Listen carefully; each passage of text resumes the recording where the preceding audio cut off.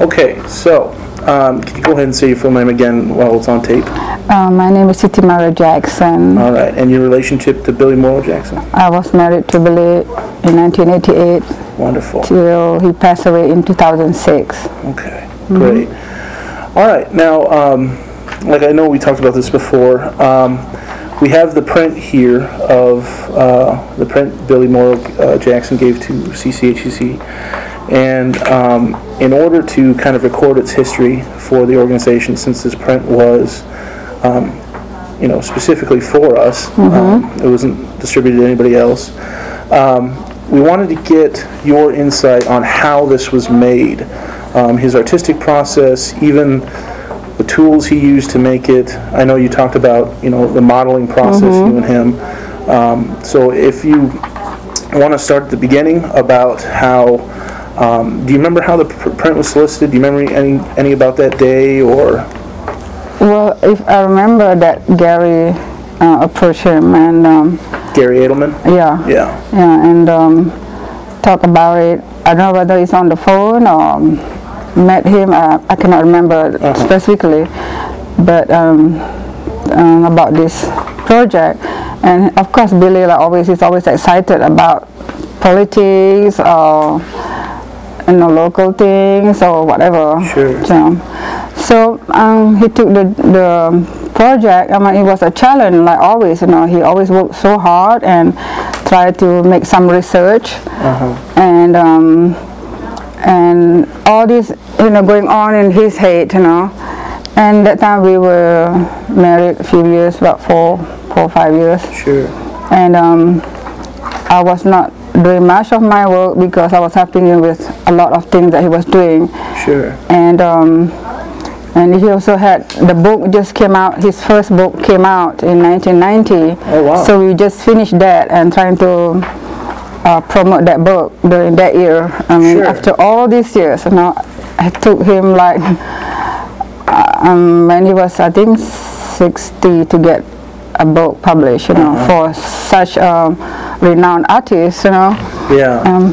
But it was wonderful. It happened. The university approached him and he got the book done, and then some little project like this is, I consider, a small project. Sure. Yeah, because it's 22 by, I think it's 29 print, and I had the original you call it pen and ink drawing of this particular print. Sure. So I consider it was like close to the highlight of his career because he got a book. Sure. And then later on in 1997, 96, he had a retrospective show at Crown Art Museum. Wow. Yeah, it was a solo exhibition. That was like the biggest thing anybody, I mean, anything can happen to anybody to have a solo show at a big museum, second largest museum in Illinois. Yeah. So we were very excited about it, and now this one, much earlier, we come back to the subject, and he usually have all these ideas in his head and make some research, look at books or what's going on in the country or television, Yeah. So he make little sketches like on the sketch pad or papers, anything that he can get hold of, even sometimes end of newspaper or wrapping paper or anything, Sure. tissue paper, he just sketch, and then he put all these ideas together and start making like a bigger sketch, a composite of all these sketches. He put them together, and then after he's satisfied with the idea, he will transfer into like the actual paper, the watercolor paper. Sure. Yeah. Okay. Yeah. So he and how would he transfer from a pen and ink sketch or drawing to the medium that they use to print? Now, is it on I've heard people talk about a metal plate would be used. I don't know if you use that with pen and ink, but do you know how he? You ask him about how they were transferred from original to a print, or Yes, yes. original to a print. Do they take a photo and then use that, or? Well, after he done all of this, you know, and I think they sent it to the printer. Okay. Yeah. The original itself. The original. Okay. They will take transparency, a photograph, Okay. and it turns into transparency. Sure. It's just like a film, you know, like 5x7. Yeah. And they will go to a printer and then they scan it to make like a, I don't know how the actual process, and then they make proof reading, proof, and then we come and check whether it's like the original or with the color. Yeah, if it's up to your standards. Yeah, yeah. Sure, sure. Then if it's okay, then they go ahead and print it. And then I'm not sure where we print this. Yeah. I think it was Grub company then, or I'm not sure which. Can you say the name again? Grub. Grub? Or I'm not really sure. Maybe Gary can tell you more about. Sure. Yeah. That time I think the place that do the printing is Grub. Okay. Yeah. Sure. Now, I know we had talked about the modeling process before for the figures. Now, can you explain that a little bit in detail about how you would go about? Yeah. For example, like this Uncle Sam, Billy posed for it, and you know, he like maybe put a little jacket or something and to look like, and had a hat on, and I will take a photograph of him. Okay. Yeah. And then from that photograph, he will try to make all these sketches, little sketches, and the way he wanted, and exaggerate the figures. And so, how does he want this Uncle Sam dress up? That's him, and that's how he feels that time, because the war was going on, the Gulf War was going on, and so he put Uncle Sam with the hat and the stuff falling down, like dealing with consumer health. Yes. Yeah. Yeah. That what happened, you know, I mean, people are dying on the street, and you know, a lot of people protest, and some the thing that he was going on, like read our lip, that was the President Bush motto that time. Yeah. And as you can see, like this lady lying down, she was sleeping on this paper called "Kinder, Gentler Nation." That was one of the motto that. Yeah, his tagline. Yeah. Right. And then so all this, the man mostly he posed for it, and majority of the women I posed for it. Sure. And then he changed it around, and he wanted exactly what, you know, like the pose that he wanted. For example, like Uncle Sam, he wants it this way, looking down, and turning this one, blind eye. Blind eye one here. Yeah. Okay. And you know, you can see that he's holding a change, and his hand, one hand, and the other one. Yeah. And here, billions for military, war, foreign aid, waste. I don't know what's the word. And then another one, pork barrel. Good. Yeah. High unemployment, racism, racist tax or something like that. Yeah. And then check bound, and here national debt. What's this one? Boondoggle. I don't get this part. And then fail, healthcare USA. And then it looks like all these people waiting. Waiting to come and see him. Take a number if you can see here. At this stone, gravestone, that you got a ticket, a number, and then this person, a skeleton, wearing a hood, hiding himself, holding a dead child to him. But you know, it just like saying, you know, this is yours. You know, this. Yeah, can you help me? You know, I'm already dead. You want my child? Dead too, like me, you know.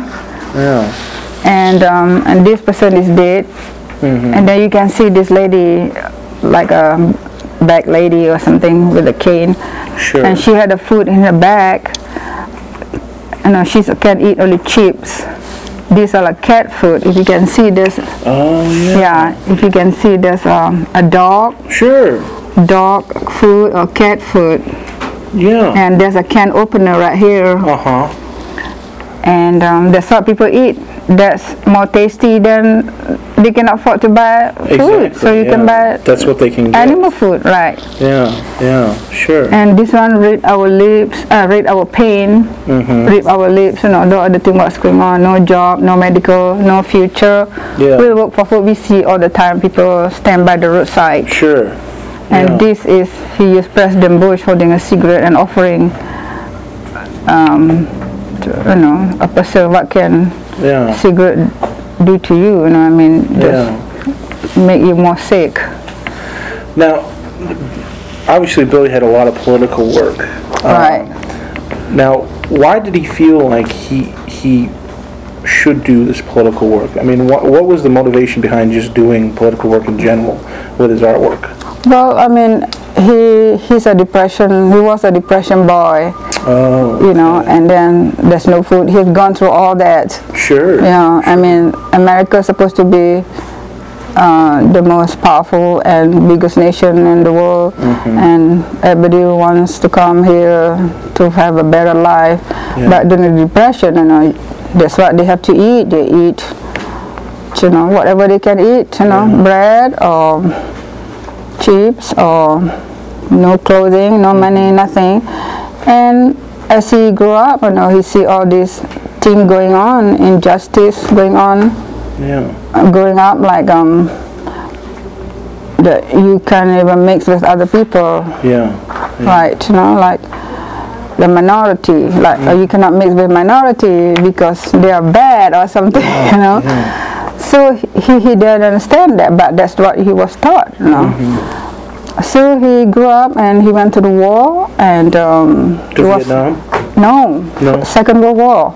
Oh, really? Yeah, he went Second World War, was a Marine. He was only 19. Wow. So he went there, he felt that why are we fighting? Why are we killing each other? You know, he just like me and you and seeing all these Japanese. He was in Okinawa.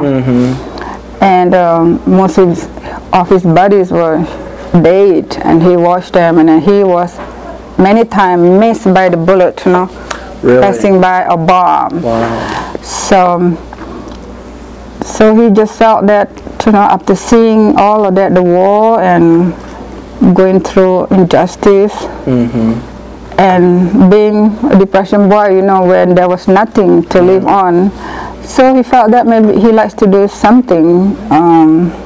As an artist, that's what he can do by just through your drawing. Some people can sing or write books and things like that. So he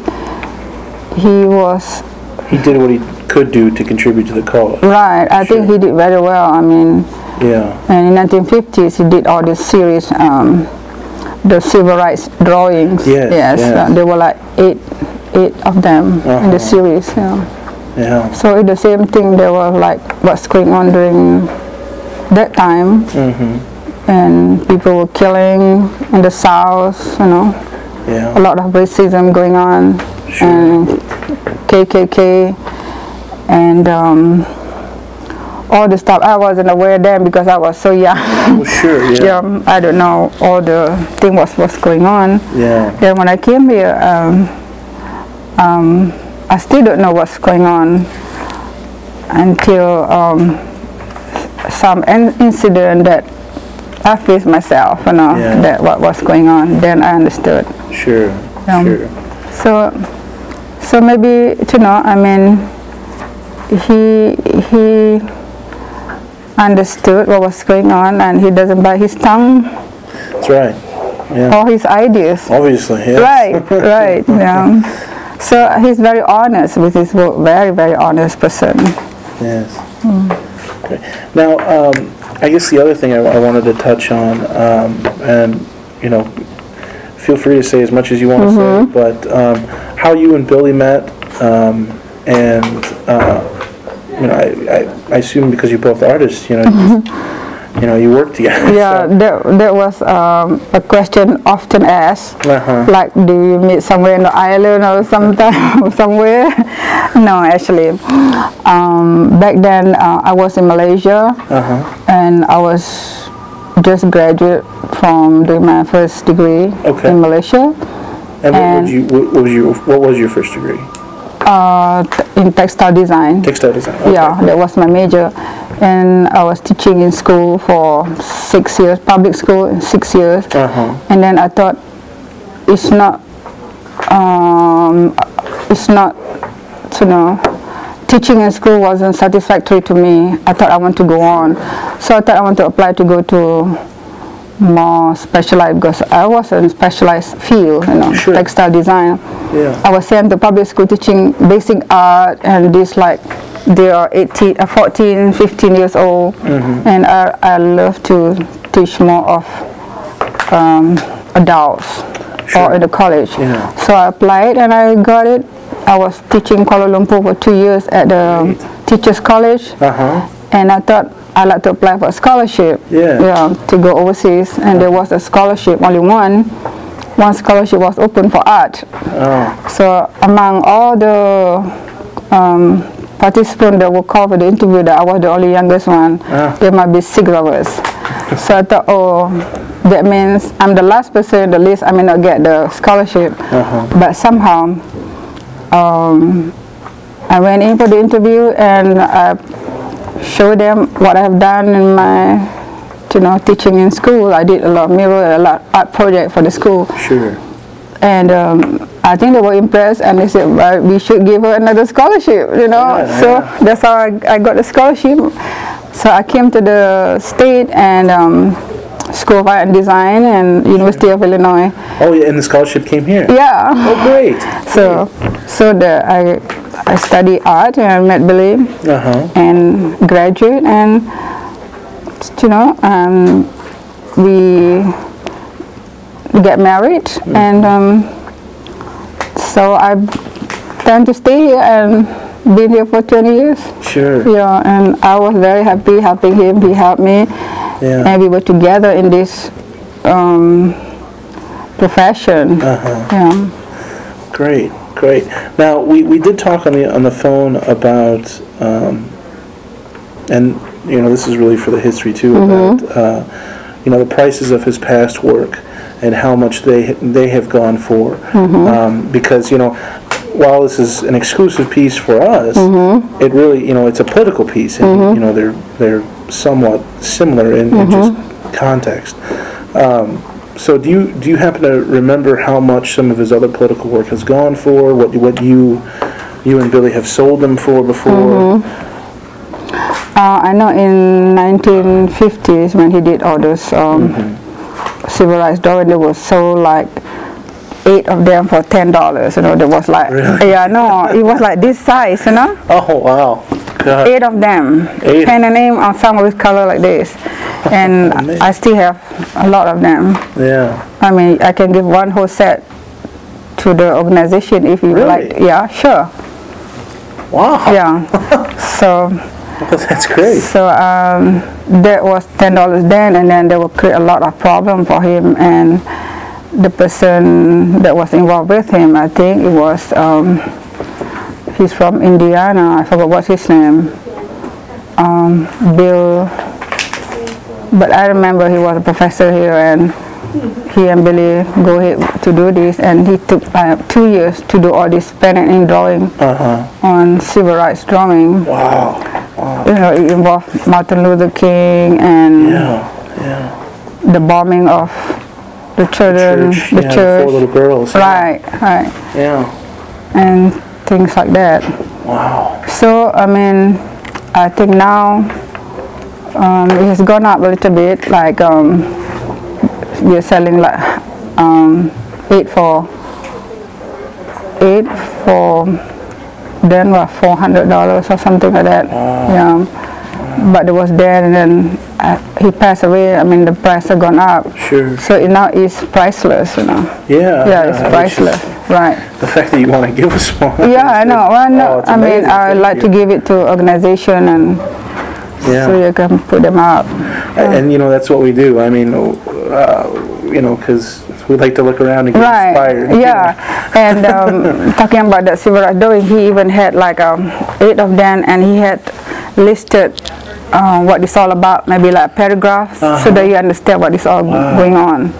So that's great. And luckily that I told him, why don't you update them? You know, so we returned it, and then we had a copy of. I can give it to you too, so that I'm so glad that I did it. Yeah. So that he had all that. Oh, that's great. Return, well, I think we've touched on all the things that I wanted to inquire about, and I can't thank you enough for coming in and doing this. It's been such a great experience looking at these and kind of doing detective work to figure out about it, and the fact that you're willing to come in is just amazing, and we can't thank you enough. Well, it's a pleasure, and I thank you and everybody, or the people in the past that have chosen him to do this work. I mean, most people cannot, comprehend or come up with the idea, and not many people, even in Champaign. I mean, you look around, I think he.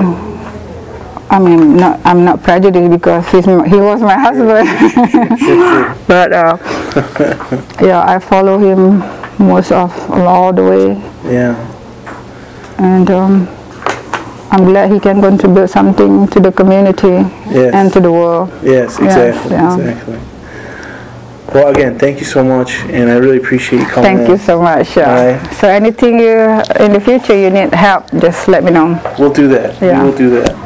So good luck. Yeah, thank you.